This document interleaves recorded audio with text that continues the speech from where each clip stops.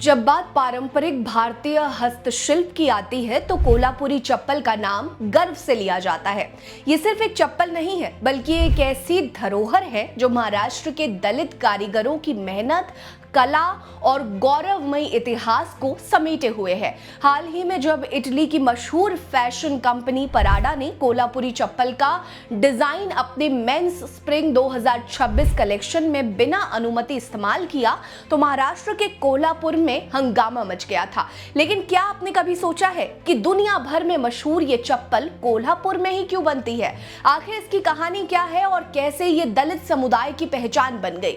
नमस्कार, मेरा नाम है रीटा। आज की वीडियो में हम आपको इन सारे सवालों के जवाब ढूंढने का प्रयास करेंगे। दरअसल कोल्हापुरी चप्पल की कहानी मराठा साम्राज्य के गौरवशाली दौर से शुरू हुई थी। इस कहानी के नायक छत्रपति शाहूजी महाराज हैं। 26 साल की उम्र में उन्होंने कोल्हापुर में मराठा साम्राज्य को फिर से स्थापित किया और छत्रपति की उपाधि धारण कर ली। शाहूजी महाराज एक दूरदर्शी शासक थे जिन्होंने न केवल युद्ध के मैदान में अपनी ताकत दिखाई बल्कि समाज सुधार और हस्तशिल्प को बढ़ावा देकर भी इतिहास रचा। इसी दौर में कोल्हापुरी चप्पल ने पहली बार आकार लिया। कोल्हापुर के चर्मकार समुदाय की हाथों का जादू पहली बार निखर कर सामने आया था।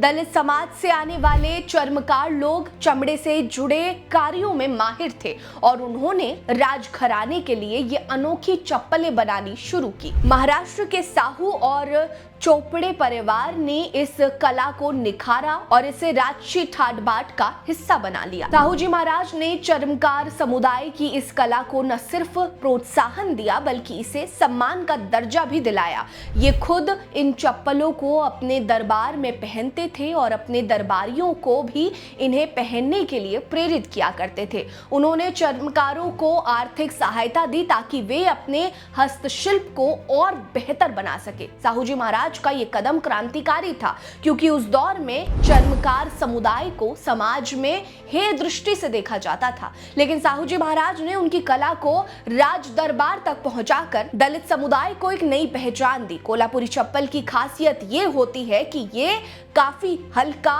और सादगी से भरा हुआ होता है। पहले इसे भैंस के चमड़े से बनाया जाता था। कारीगर चमड़ों को पहले सुखाते, फिर रंगते और फिर हाथों से सिलते थे। तब भी और आज भी इसका डिजाइन इतना अनोखा है कि चमड़े से बनी होने के बावजूद ये काफी आकर्षक दिखती है। ध्यान देने वाली बात है कि 19वीं सदी में कोल्हापुरी चप्पल ने कई ऊंचाइयों को छुआ। जब भारत में स्वतंत्रता संग्राम की लहर चली तो खादी और स्वदेशी वस्तुओं को बढ़ावा दिया गया। कुर्ता पजामा, धोती कुर्ता और खादी के कपड़ों के साथ ये बेहद खूबसूरत लगती थी। ऐसे में देखते ही देखते ये स्वतंत्रता सेनानियों और आम लोगों की पहली पसंद बन गया। इसका आरामदायक डिजाइन और देसी शैली इसे हर वर्ग के लिए आकर्षक बनाती थी। 20वीं सदी के आते आते कोल्हापुरी चप्पल ने बाजारों में अपनी जगह पक्की कर ली। प्रदर्शनियों में इसकी मांग बढ़ने लगी और 1960 के दशक में ये पूरे भारत में लोकप्रिय हो गई। बॉलीवुड ने भी इसकी चमक को आगे बढ़ाया। कई फिल्मों में नायकों और नायिकों को कोल्हापुरी चप्पल पहनते देखा गया जिससे इसे फैशन का प्रतीक बना दिया गया। कोल्हापुरी चप्पल की सबसे बड़ी खासियत इसका हैंडक्राफ्ट है। ये मशीनों से नहीं बल्कि कारीगरों के हाथों से बनती है।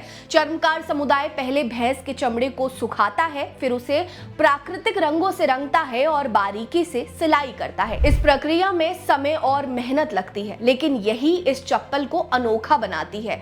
ये चप्पल न सिर्फ आरामदायक होती है बल्कि ये हर मौसम में पहनी जा सकती है। यही वजह है कि कोल्हापुरी चप्पल न सिर्फ भारत बल्कि विदेशों में भी लोगों की पसंद बन गई। 2009 में कोल्हापुरी चप्पल को ज्योग्राफिकल इंडिकेशन यानी कि जीआई टैग भी मिला जिसने इसे वैश्विक स्तर पर कोल्हापुरी चप्पल के रूप में पेटेंट कराया। ये टैग कोल्हापुर की सांस्कृतिक और ऐतिहासिक धरोहर को मान्यता देता है। आज कोल्हापुरी चप्पल न सिर्फ कोल्हापुर में बल्कि सतारा, बिड, सोलापुर, नासिक और सांगली जैसे जिलों में भी बनाई जाती है। इस उद्योग में करीब 10 लाख लोग काम करते हैं जिनमें ज्यादातर दलित समुदाय के कारीगर हैं। ऐसे में जब 2025 में इटालियन कंपनी पराडा ने अपने कलेक्शन में कोल्हापुरी चप्पल का डिजाइन बिना अनुमति के इस्तेमाल किया तो कोल्हापुर के कारीगरों ने इसे अपनी पहचान पर हमला माना। कोल्हापुर के कारीगर समुदाय और Maharashtra chamber of commerce, industry and agriculture यानी कि MACCIA ने इसका कड़ा विरोध किया। उन्होंने उन्होंने इसे आर्टिशन एक्ट और ज्योग्राफिकल इंडिकेशन यानी कि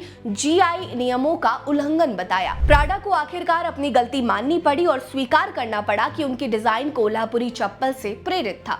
आपको बता दें कि कोल्हापुरी चप्पल सिर्फ एक फुटवेयर नहीं है, बल्कि दलित समुदाय की कला, मेहनत और आत्मसम्मान का प्रतीक भी है। छत्रपति शाहूजी महाराज ने चर्मकार समुदाय को न सिर्फ आर्थिक मदद दी, बल्कि उनकी कला को राज दरबार तक ले जाकर उन्हें समाज में सम्मान भी दिलाया। आज भी ये चप्पल दलित समुदाय की धरोहर के रूप में जानी जाती है। इस पर आपकी क्या राय है, कमेंट सेक्शन में जरूर बताएं। साथ ही वीडियो को लाइक कर लीजिए, चैनल को सब्सक्राइब करना मत भूलिए। हमारे साथ बने रहिए। नमस्कार।